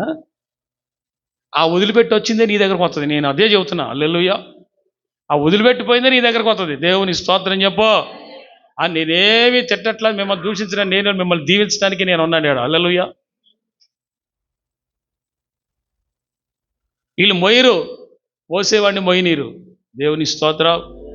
మీకు అర్థమవుతుందా? నేను ఇండైరెక్ట్గా ఏం చెప్పాను మీకు అర్థమైందా? 50 రోజుల ఉపవాస ప్రార్థనలో ఈ నెల 28 నుంచి స్టార్ట్ చేయాలి, అందరం మొయ్యాలి. నేను పెద్దగా ముక్కిట్టంటే ఇట్టించి నేనేం చెప్పట్లా, స్ట్రైట్గానే చెప్తున్నా మొయ్యమని. దేవుని స్తోత్రం చెప్పరే. ఫిక్స్ అవ్వమంటే అమ్మో 50 రోజులు వచ్చేసినాయి అప్పుడే, అమ్మా అప్పుడే బరువు అసలు ఏమిటికి ఏమి లేదు, అప్పుడే బరువు వేస్తుందని అప్పుడే బుసరు రూపేస్తుందమ్మా. పోయిన సంవత్సరం పెట్టలేదు తెలుసా, మిమ్మల్ని బట్టేను. అరే మా సంఘ బిడ్డలందరూ పాపం 6 ఏళ్ళు మోసి మోసి మోసి ఎద్దులకి రెస్ట్ ఇద్దామని పోయిన సంవత్సరం రెస్ట్ ఇచ్చాయి ఎద్దులకి. హల్లెలూయా. మరి ఇప్పుడు ఒక్క సంవత్సరం రెస్ట్ తీసుకుంటే ఇంక ఇప్పుడు ఎందుకు రెస్ట్? హల్లెలూయా. అయిపోయింది. 6 సంవత్సరాలు కరెక్ట్గా చేసాం. బైబిల్లో పాత నిబంధనలు భలే ఉంటుంది ఇది. 6 సంవత్సరాలు పని చేయాలంట, పొలంలో చేయాలంట, పొలాన్ని వాడుకోవాలంట దున్ని. 7వ సంవత్సరం దానికి విశ్రాంతి అంట. పోయిన సంవత్సరం 7వది మనం విశ్రాంతి ఇచ్చాం, ఇప్పుడు స్టార్ట్ చేస్తున్నాం మళ్ళీ. దేవుని స్తోత్రం చెప్పండి. హల్లెలూయా. అంతే కదండి, విశ్రాంతి ఇచ్చావు, అయిపోయింది. ఇప్పుడు మొదలుపెట్టి మొయ్యాలి భారం. ప్రతిరోజు ఉపవాస ప్రార్థన చేయాలి. అన్ని వంతుల వారికి వస్తారు అందరూ. హల్లెలూయా. కానీ నాకు ఏంటంటే ఒక భయం అవుతుంది, ఏంటంటే మా తరం వేయాలి. నేను ప్రభువుని అడుగుతా ఉన్నాను, ధైర్యం చాలకి ఏం చేయాలనుకుంటున్నాను తెలుసా? 40 రోజులు పెట్టేద్దామా? ఏ చర్చిలో పెట్టేద్దామా? ఏం ఇప్పుడు మనసం మొత్తం 4 మూలలా ఒక్క సేవకుడే మోయటం ఘోరం కదా అసలు. ఈ మినిస్ట్రీలో ఇంకొక 2 సేవకులు ఉన్నా వాళ్ళంతా ఆ సేవలు అక్కడ చేస్తున్నారు. ఇక్కడ ఉన్నదాన్ని కానీ చుట్టూ నడిపించేదాన్ని కానీ కొంచెమైనా కొన్ని రెస్పాన్సిబిలిటీస్ తీసుకునేటువంటి వ్యక్తుల వాళ్ళ స్త్రీలలోనైనా పురుషుల్లోనైనా. వాట్ ఐఎమ్ షేరింగ్, నేనేమి పంచుకుంటున్నాను మీకు అర్థం చేసుకోండి మీరు. ఇప్పుడు మేము మొయ్యలాగానే కాదు, ఎంతకంటే ఇంకొక 6 వచ్చినా మోస్తాం, దాని గురించి కాదు. అందరం కలిస్తేనే దైవ కార్యాలు జరుగుతాయి. ఈ 50 రోజుల ఉపవాస ప్రార్థనకి ఇంకెంతమంది రక్షించబడతారో దేవునికి స్తోత్రం చెప్పండి. అంటే ఆత్మ సంబంధమైనదే ప్రాముఖ్యమైనదని గుర్తించండి. దీనికోసం మోసేవారు కావాలి. పరిశుద్ధ స్థలంలో ఏమేమి ఉంటాయి?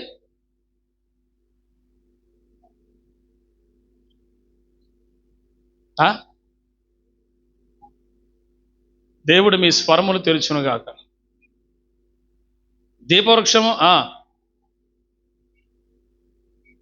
ఈ 3 ఏం చేయాలి అంటే సన్నిధి సహవాసం, రొట్టెల బల్ల అంటే సహవాసాన్ని, దీపవృక్షాన్ని వెలిగించబడి ప్రకటించాలి. అవునా? ధూపవేదిక, ప్రార్థన, ఇది కూడా చెయ్యాలి అని అర్థం. అవునా? ఈ 3 సంఘము చేయగలిగితే ఖచ్చితంగా దేవుడు మన పక్షాన కార్యాలు చేయగలడు. ఆమె నేను చెబుదామా? హల్లెలూయా, హల్లెలూయా. మీరెంత భాగ్యవంతులో తెలుసా? మీరెంత క్షేమంగా ఉండడానికి కారణం ఏంటో చెప్తా. వాక్యంలో నుంచి తీరిన ఒక మాట, సంఖ్యాకాండం తీరిన ఒకసారి. సంఖ్యాకాండం 8వ అధ్యాయం 19వ వాక్యం.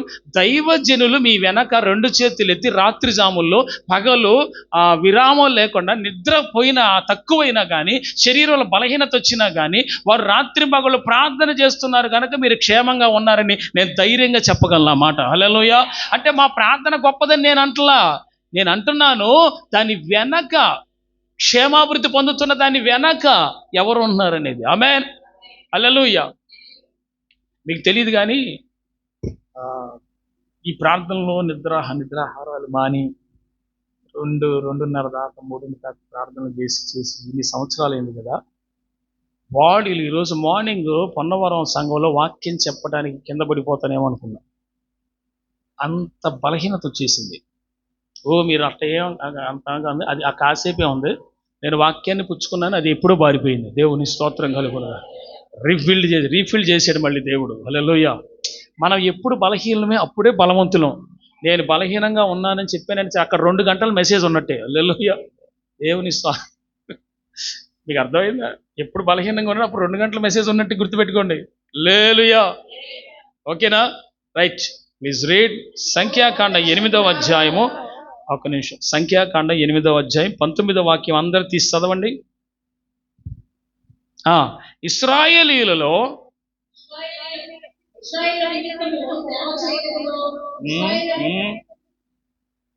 తప్పు రాసుకున్నానా? కాదు తల్లి, అవునరా, ఎక్కడి నుంచి చదువుతున్నావు అమ్మా? ఇశ్రాయేలీయుల్లో తొలిచూలు అయిన ప్రతి వానికి అదేనా ఉంది? ఆగండి. తొలిచూలంటే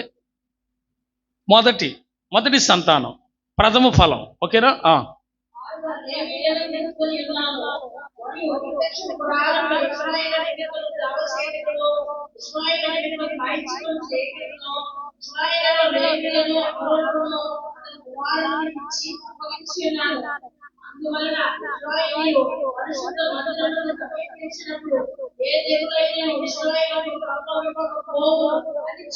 దేవుని స్తోత్రం చెప్పండి. ఇది చదివిన వెంటనే అర్థమైంది నాకు అన్నోళ్ళు ఒక్కళ్ళు సూయి చూపించండి, యేసు రక్తమే జయం. एक दो हालेलुया, तीन का मेंबर नहीं हमारे चर्च में है तो హ్యాండ్ రైజ్ అప్ करो ना, జరా జరా జరా. నేను చూడాలనుకుంటున్నాను మూడో వ్యక్తిని. నా వైపు చూడండి. ఈ చదవబడింది ఏంటంటే అర్థం, ఇశ్రాయేలీయులకి ఏ తెగులు సోకుండా ఉండాలంటే ఇశ్రాయేలీయుల ప్రథమ సంతానాన్ని మందిరానికి సేవకి తీసుకురావాలి కదా. ఆ ప్రథమ సంతానాన్ని సేవకి ఇవ్వకపోయినా వాళ్లకు బదులుగా, విన్నారా, ఇశ్రాయేలీయుల్లో ప్రథమంగా కుటుంబంలో పుట్టిన వాడికి బదులుగా ఒక లేవీయుడిని తీసుకొని మందిరం దగ్గరికి తీసుకొస్తే, ఎప్పుడైనా ఇశ్రాయేలు దేవుని మందిరానికి వచ్చి పాప క్షమాపణ కోసం వస్తే, వాడు సరిగ్గా లేకుండా చర్చికి వస్తే, మందిరానికి వస్తే, అతని మీదకి ఏ తెగులు రాకుండా అంట ఈ లేవీయుడిని బట్టి తెగులు ఆపుతాడంట దేవుడు. అదేని బట్టి, ఆ లేవీయుని బట్టి. ఇప్పుడు చెప్పండి, తెగులు ఆగుతుంది ఎవరి వలన? ఆ లేవీయుడు ఎక్కడ ఉండటం వలన? దేవుని సేవార్థమై సమర్పించబడుట వలన అవతల ఉన్న ఇశ్రాయేలీయులు ప్రథమ సంతానం బదులుగా పాస్టర్ని ఇక్కడికి ఇచ్చారు కనుక, ఒక లేవీయుడిని ఏర్పరిచారు కనుక, అతన్ని బట్టి దేవుని యొక్క తెగులు ప్రత్యక్ష గుడారం దగ్గరికి సరిగ్గా లేనోడు వస్తే వాడి మీదకి తెగులు రాకుండా ఈ లేవీయుడిని బట్టి దేవుడు అడ్డుకుంటాడంట, అడ్డుపడతాడంట. ఎందుకయ్యా అడ్డుపడుతున్నాడు తెగులు రాకుండా అంటే, ఈ లేవీయుడు వారి బదులుగా వచ్చాడుగా. అంటే మీకు బదులుగా ఒక సేవకుడు మందిరంలో ఉండి ప్రార్థన చేస్తున్నప్పుడు ఏ తెగులు మీ గుడారానికి సమీపించకుండా నా దేవుడు మిమ్మల్ని కాపాడును గాక. దేవునికి స్తోత్రం కలుగును గాక. హల్లెలూయా. కాబట్టి దీని వెనక అంతా బాగానే ఉందండి, తప్పించబడ్డావండి, ఆరోగ్యంగా ఉన్నాడు, అమ్మో తప్పించే కారణం ఏంటి? వెనక మోసే వాళ్ళు ఉన్నారు, పరిశుద్ధ స్థలపు యాజకులు ఉన్నారు, ఆమేన్, విశ్వాసులు ఉన్నారు, ఉపవాస రోజు కన్నీటి ప్రార్థన ఉంది. Hallelujah. We all are praying for God. హల్లెలూయా.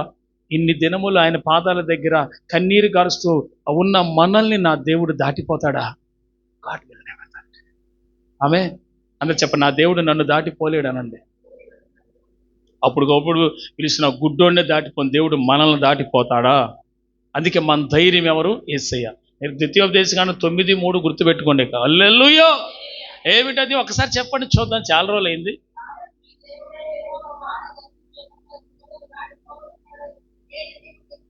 మార్కులు మొత్తం పాపము గెలిపోయినాయిగా. మీరంతా కొంచెం కంఠస్థం చేయట్లేదు ఏందని నా బాధ తల్లి. మీరంతా కొంచెం చదవండి అమ్మ వాక్యాన్ని, బాగా గుర్తుపెట్టుకోండి అమ్మ వాగ్దానం. నేను మీకు ప్రకటించేది ఏంటి తెలుసా? ఆ వాగ్దానం మీ మదిలో ఉంటే, అది అప్పుడు జ్ఞాపకం చేసుకుంటే, ధ్యానం చేస్తూ ఉంటే కాపాడబడతాం. ఆ వాగ్దానం మనకుంది. ఆమేన్. ఆ వాగ్దానాన్ని బట్టి మనం రక్షించబడతాం. ఆమేన్.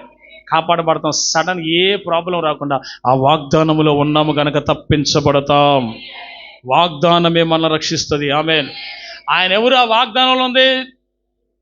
కాబట్టి నీ దేవుడైన యెహోవాయే తానే దహించు అగ్ని అయి నీ ముందర నడవబోతున్నాడు గనక, ఓ ఇశ్రాయేలు, నువ్వు భయపడాల్సిన అవసరం లేదు. నీ దేవుడు అద్వితీయ ప్రభు, నీ దేవుడు సర్వాధికారి, నీ దేవుడు అగ్ని స్వరూపుడు. ఆయన నీకు ముందరగా అగ్నిలో నడవబోతున్నాడు గనక నువ్వు భయపడద్దు. లోకములో ఎన్నో తెగుళ్ళు, వైరస్లు, ఎన్నో రకాల రోగాలు ఉన్నాయి. నిన్ను సమీపించకుండా కాపాడుతాడు, నిన్ను సమీపించకుండా రక్షిస్తాడు. ఎందుకంటే నువ్వు పరిశుద్ధ స్థలపు సేవని మోస్తున్న సంఘానివి. So God is saves you. దేవుడు నేను రక్షిస్తాడు. అందరూ చెప్పండి, దేవుడు నన్ను రక్షిస్తాడనండి. ఓకే, త్వరగా ముందుకు వెళ్ళిపోదామండి. ఇప్పుడు ఆ దైవజనుడికి బదులుగా, ఇశ్రాయేలు ప్రథమ సంతానానికి బదులుగా ఆ దైవజనుడు ఉన్నాడు కాబట్టి, ఆ దైవజనుడిని బట్టి దేవుడు అంట మందిరానికి సరిగ్గా సిద్ధపాటు లేకుండా వచ్చేవాడు వల్ల ఆడి మీదకి తెగులు రాకుండా ఈ లేవీని బట్టి దేవుడు తెగులు పంపడంట, ఆపుతాడంట. అసలు ఆ వాక్యం నేను చదివినప్పుడు నేను సేవకుల కూళ్ళలో కూడా అద్భుతమైనటువంటి రెస్పాన్స్ వచ్చింది. నిజమే కదా, నీ కొరకు అంగలార్చేవారు, నీ ఇంట్లో ఎవరైనా నీ కొరకు ఉన్నారో లేదో నాకు తెలియదు, కానీ నీ కొరకు అంగలార్చేవాడు, నీ కొరకు ప్రార్థన చేసేవాడు మన ప్రధాన యాజకుడు పరలోకంలో ఉన్నాడు. ఆయన కునుకడు, నిద్రపోడు. ఆయన రేయింబగుళ్ళు విజ్ఞాపనలు చేస్తున్నాడంట, కాపాడుతాడు. తండ్రికి చెప్తూనే ఉన్నాడంట, ఆయన ప్రార్థన చెప్పారు, ఇదంతా కాపాడబడాలి, ఏసు కాపాడబడాలి. ఆయన విజ్ఞాపనలు చేస్తున్నాడంటే ఆయన ఎవరికి చేస్తున్నాడు? ఆయనకి తండ్రితో చెప్తున్నాడు ఆయన. హల్లెలూయా. ఆయన పరిశుద్ధాత్మను పంపాడు కదా ఈ లోకానికి. ఇప్పుడు అక్కడ ఇద్దరే ఉన్నారు, దేవుని స్తోత్రం. ముగ్గురు ఒకటే. ఆమేన్. ఇప్పుడు ఆ కొడుకులకు వెళ్ళట్లేదు. ఓకే, లాస్ట్ మాట చదువుదాం. చూడండి, మోసే శక్తి రావాలంటే, సేవని కానీ పరిచర్యని కానీ బాధ్యతలను కానీ మోసే శక్తి రావాలంటే ఖచ్చితంగా ఒక్కొక్కడు అరణ్యములో లేక వ్యక్తిగతంగా ప్రార్థనలు గడపాలి. ఎందుకు గడపాలి? కారణం ఏంటి? చూడండి, లూక్ చాప్టర్ 1:80. ఆ నెంబర్ అటు పట్టుకోమ్మా, ఆ స్విచ్ అట్ట పట్టుకుంటే ఆగిపోతుంది. మాధవి గారు కొంచెం సహాయం చేయండి. చదువు తల్లి. Luke chapter 1:80.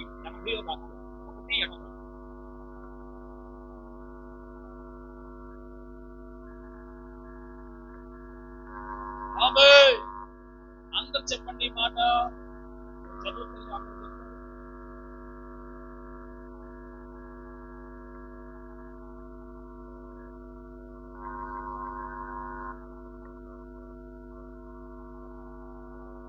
అంటే బాప్తిస్మం ఇచ్చే యోహాను గారు బయటకు వచ్చి బహిరంగంగా సేవ చేయడానికి ముందు ఎక్కడ నిలబడబడ్డాడు? అరణ్యం.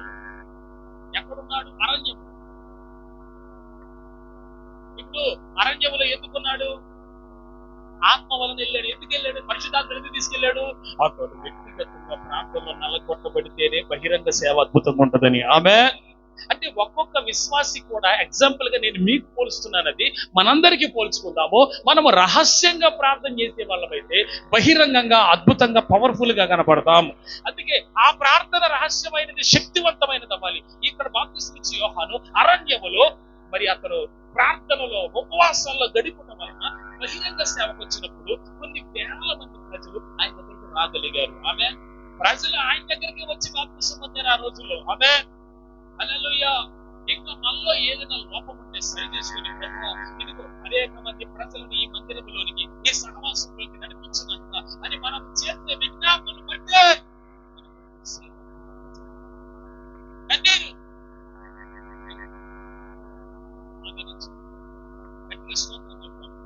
గట్టిగా స్తోత్రం చెప్తాం. హల్లెలూయా, హల్లెలూయా. అరణ్యములో రహస్యంగా వెతుకుడు, అక్కడ దాచబడ్డ అరణ్యములో చేశాడు. అడిగితేనే వెంటనే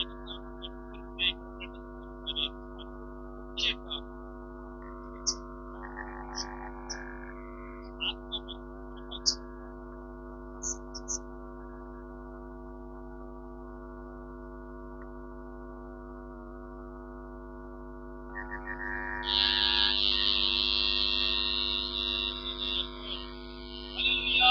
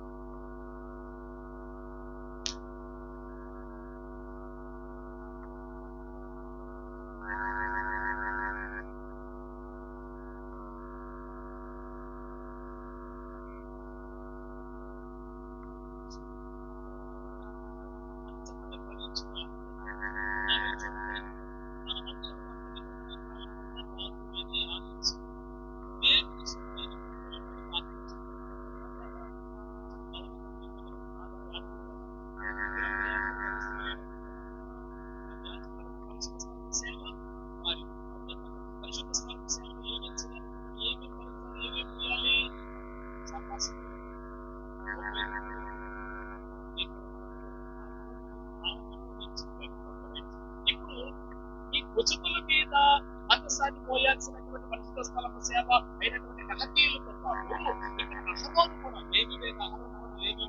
లేవీయుడి భుజముల మీద 2 లేత పచ్చ రాళ్ళను తీసుకోవడం.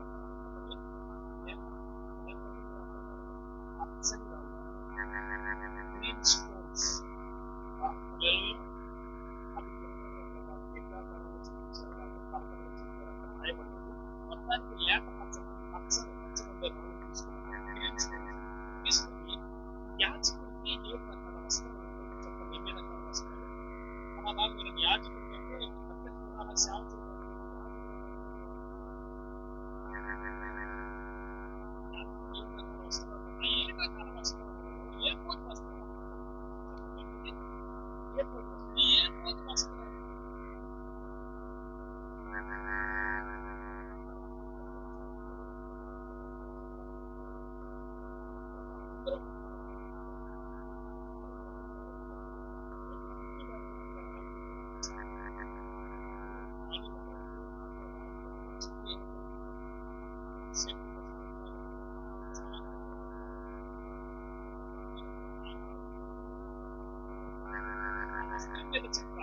ఆ వస్త్రం మీద ఆ రాళ్ళు ఉంచాలి.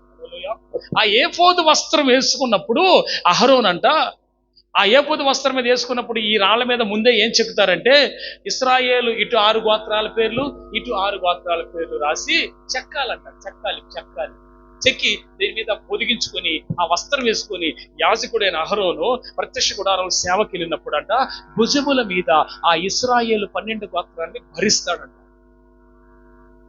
అయ్యారంట మీకు అర్థమైందా? భరిస్తాడంట. ఇప్పుడు చెప్పండి, మనం అహరోను మనమంటే అహరోను యాజకుడు కదా అవే. అప్పుడు రక్షణ పొందాల్సిన వాళ్ళందరినీ మనం భుజాల మీద భరించిన వాళ్ళు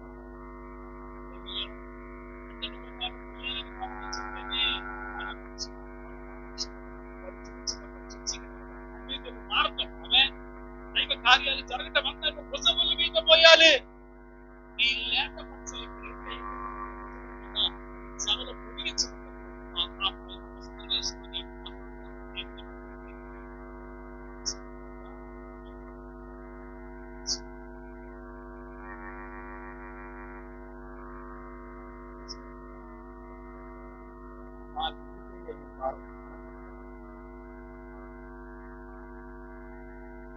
ஒரு மாற்றம்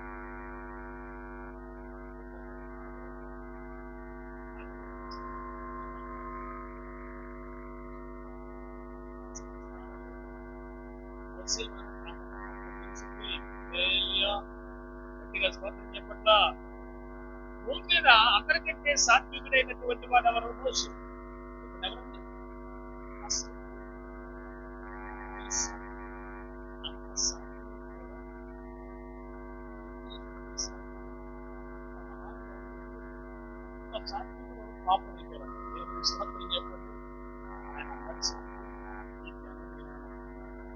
వీళ్ళని నేను సొంత తల్లి పాలిచ్చి పెంచడి శిశువులకు పెంచినట్టుగా నేను పెంచిన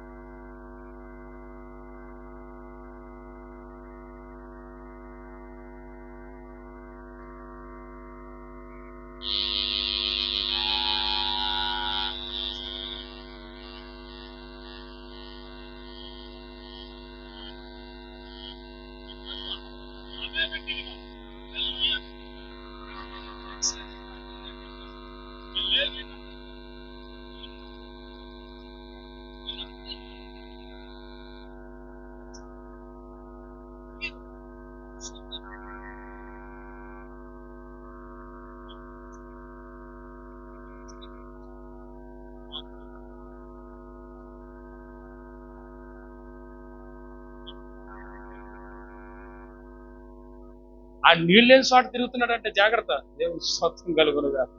మీకు అర్థమైందా నేను చెప్పేది? ఆడు నీళ్లు లేని చోట తిరుగుతున్నాడంట. మీరు ఖాళీ హృదయంతో కిందకి దిగబాకండి అంటున్నాను నేను. దేవుని స్తోత్రం.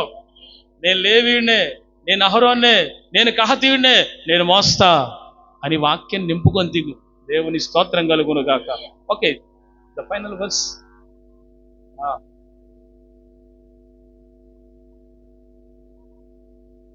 హెబ్రీ పత్రిక 13:17 లాస్ట్ 13:17. ఇప్పుడు చూపించినవన్నీ వాక్యంలోయే.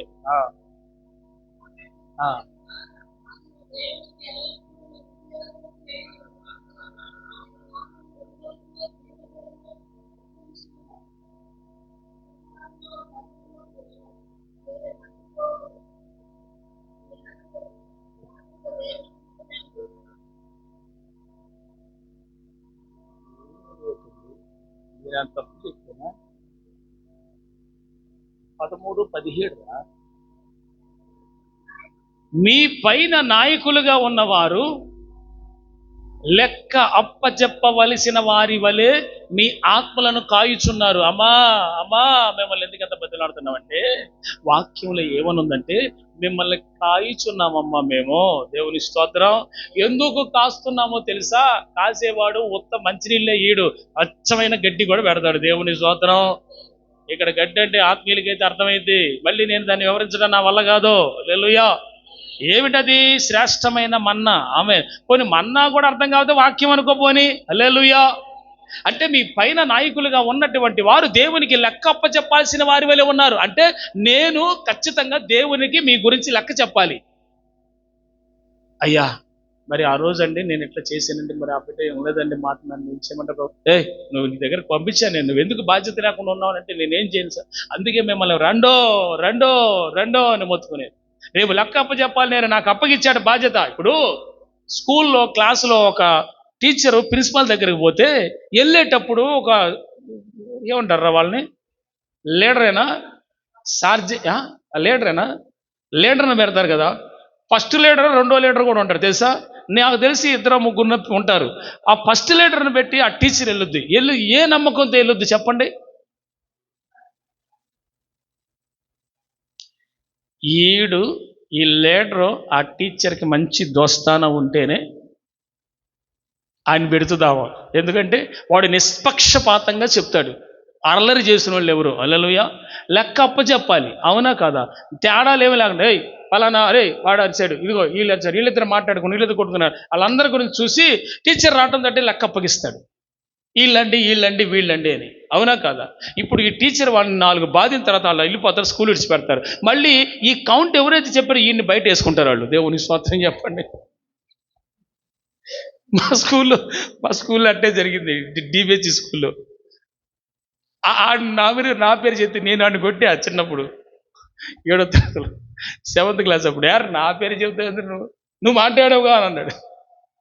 అంటే లెక్క ఇప్పుడు ఆ పిల్లోడికి బాధ్యత వచ్చింది. ఇప్పుడు నేను ఈ క్లాస్కి నేనే టీచర్ని అన్నట్టు ఫీల్ అవుతున్నాడు. హల్లెలూయా. ఆ ఫీలింగ్ కరెక్టే. ఇప్పుడు టీచర్ లేదు, ఆడే టీచరు. దేవుని స్తోత్రం. అట్లాగే మేము కూడా మీ గురించి లెక్క అప్పచెప్పాల్సిన వారి వలె ఉన్నాం. కాబట్టి ఏమంటున్నాడు దేవుడు? మీ ఆత్మలను కాయిచున్నారు గనక వారు అంటే మేము దుఃఖముతో ఆ పని చేసిన ఎడల మీకు నిష్ప్రయోజనం అంట. పాస్టర్ గారు దుఃఖంతో ఏందండి, ఎవరు సహకరించరు, ఎవరు ప్రార్థన చేయరు, ఎవరు ప్రార్థనకి రారు, నా వల్ల కాదండి, నేను చేయలేను ప్రభా అని నేను ఎన్నో సందర్భాల్లో ఏడ్చిన సందర్భాలు ఉన్నాయని ఇక్కడ నేను తెలియజేస్తా ఉన్నాను. కానీ సేవకుడు అట్లా బాధపడుతూ చేస్తే అది ఎవరికి ఫలవంతం కాదు? విశ్వాసులకు ఫలవంతం కాదు. అది మీరంతా అర్థం చేసుకోవాలా. కాబట్టి ఈ పరిచర్యని ఈ భుజముల మీద వేసుకొని మోస్తున్న ఈ దైవజనుడికి మనమందరము పక్కన సపోర్ట్ చేసేవారముగా నిలబడాలి. ఎస్, నేను కహతీయుడిని అవుతా, నేను అహరోన్ని అవుతా, నేను లేవీయుడిని అవుతా. అవరా మరి ఏమవుతారు? ఆ ఇడిచిపెట్టిపోయినాడు ఉన్నాడు ఒకడు, వాడు నీరు లేని చోట తిరుగుతున్నాడు. వాడు కిందకి దిగితే వస్తాడు, జాగ్రత్త. గట్టిగా స్తోత్రం చెబుదాం. మీరు చాలా మంచివాళ్ళు, వాక్యం చక్కగా విన్నారు. మేమంట ఈ పని దుఃఖంతో చేయకూడదంట, దుఃఖముతో కాక మేమంట ఆనందంతో చేయనట్లు మా మాట విని వారికి లోబడి ఉండుడి. సేవకుడు చెప్పిన మాట ఎందుకు వినాలి? ఇదిగో వాక్యం తెలియజేస్తుంది. ఈ మాట ఇది చేద్దాం అన్నప్పుడు సరే అయ్యగారని చెప్పాలి. పోనీ మీకేమైనా నాయకుడు ఉంటే చెప్పండి. పోనీ వేరే నాయకులు ఏమన్నా ఉన్నారా? మీ నాయకుడు ఒకడేనా? తండ్రులు అనేకులు లేరు కదా, ఉన్నారు. పోనీ కొంచెం చెప్పండి, ఉంటే వాళ్ళకి మనకి విడాకులు ఇద్దాం.